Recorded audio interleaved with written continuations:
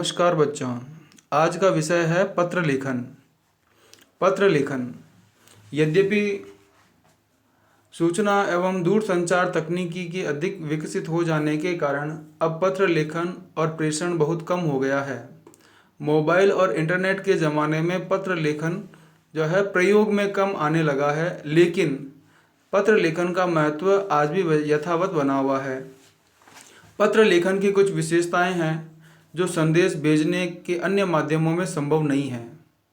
पत्र में हम अपने विचारों को यथारुचि विस्तार दे सकते हैं और पत्र में अपने भाव सोच समझकर अच्छी भाषा में लिखने का पर्याप्त अवसर भी रहता है। पत्र में यदि कुछ गलत अशोभनीय लिख दिया जाए तो उसे निरस्त कर पुनः दूसरा पत्र भी लिखा जा सकता है। पत्र को प्रमाण के रूप में लंबे समय तक भी रखा जा सकता है। कभी कभी तो लोग पत्र के माध्यम से सदा के लिए मित्र भी बन जाते हैं। तो यह है पत्र लेखन का परिचय। अब हम आगे बात करते हैं कि अच्छे पत्र लेखन की क्या विशेषता होनी चाहिए। पत्र लेखन एक कला है। एक सुगठित संतुलित पत्र ही उत्तम पत्र माना जाता है। एक अच्छे पत्र की निम्नलिखित विशेषताएं होनी चाहिए। नंबर 1 संक्षिप्तता, नंबर 2 संतुलित भाषा प्रयोग, नंबर 3 तारतम्यता, नंबर 4 शिष्टता, नंबर 5 सज्जा। ये 5 प्रमुख विशेषताएं हैं। अब हम इनको विस्तार से देखते हैं। सबसे पहले आता है संक्षिप्तता। पत्र के विषय का वर्णन संक्षिप्त में करना चाहिए। एक ही बात को 2 बार दोहराने की प्रवृत्ति से बचना चाहिए। दूसरा है संतुलित भाषा का प्रयोग। पत्र में सरल बोधगम्य भाषा का ही प्रयोग किया जाना चाहिए। ऐसे शब्दों का प्रयोग नहीं करना चाहिए जिन्हें पत्र पाने वाला नहीं समझ पाता हो। तीसरा है तारतम्यता। पत्र में सभी बातें एक तारतम्य से रखी जानी चाहिए। ऐसा ना हो कि आवश्यक बातें तो छूट जाएं और कम महत्व की बातों में पत्र का अधिकांश भाग प्रयुक्त हो जाए। पत्र में सभी बातें उचित क्रम में लिखी होनी चाहिए। शिष्टता। पत्र में संयमित, विनम्र और शिष्ट शब्दावली का प्रयोग किया जाना चाहिए। कड़वाहट भरे शब्द लिखना या अशिष्ट भाषा का प्रयोग करना सर्वथा अनुचित है। अंत में है सज्जा। पत्र को साफ सुथरे कागज पर सुलेख में ही लिखा जाना चाहिए। तिथि, स्थान एवं संबोधन यथा स्थान लिखने से पत्र में आकर्षण बढ़ जाता है। तो इस प्रकार ये हैं पत्र की विशेषताएं। आगे हम बात करते हैं पत्र के अंग।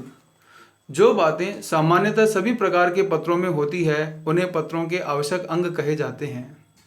एक पत्र में 6 प्रमुख अंग होते हैं। सबसे पहले संबोधन और अभिवादन, पत्र भेजने की तिथि, पत्र की विषय सामग्री, पत्र का अंत, भेजने वाले का पता और पत्र पाने वाले का पता।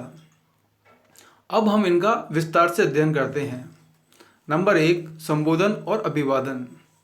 जब पत्र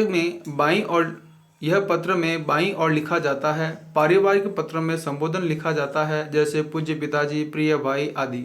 सरकारी व्यावसायिक पत्रों में संबोधन की विधि निर्धारित होती है, जैसे महोदय, प्रिय महोदय। अभिवादन भी व्यक्ति के पद या मर्यादा के अनुरूप लिखे जाते हैं, जैसे सादर प्रणाम, नमस्कार, आशीर्वाद आदि। दूसरा है पत्र भेजने की तिथि। अनौपचारिक और औपचारिक सभी पत्रों में पत्र भेजने वाले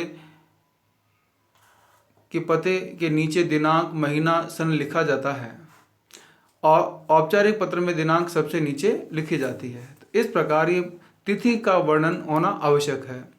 पत्र की विषय सामग्री। यह पत्र का मुख्य भाग या बॉडी कही जाती है। इसमें समाचार, सूचनाएं, आवेदन, आदेश, शिकायत आदि अलग अलग अनुच्छेद में लिखे जाते हैं। पत्र का अंत। पत्र के अंत में बाईं ओर ही पत्र लिखने वाले के द्वारा अपने संबंध या पद के अनुरूप शब्द यथा भवदीय, आपका, आज्ञाकारी, शुभेच्छु आदि लिखकर नीचे अपने हस्ताक्षर किए जाते हैं। भेजने वाले का पता। बाईं ओर ही पत्र भेजने वाले का पता लिखा जाता है। इससे पत्र प्राप्त करने वाले को पत्र भेजने वाले का सही पता ज्ञात हो जाता है और उसे उत्तर भेजने में भी कठिनाई नहीं होती। अंत में है पत्र पाने वाले का पता। पत्र समाप्ति के बाद पोस्ट कार्ड, अंतर्देशीय पत्र, लिफाफे पर पत्र पाने वाले का स्पष्ट पता लिखा जाता है। पते के साथ पिन कोड अवश्य लिखे जाते हैं जिससे वह पत्र सही जगह पहुंच जाए। तो बच्चों, ये आपके पत्र लेखन किस तरह से लिखा जाएगा उसके बारे में, उसकी प्रमुख अंग कौन कौन से हैं, उसकी प्रमुख विशेषताएं क्या है और सामान्य परिचय पत्र लेखन का भी अपन ने देखा। धन्यवाद।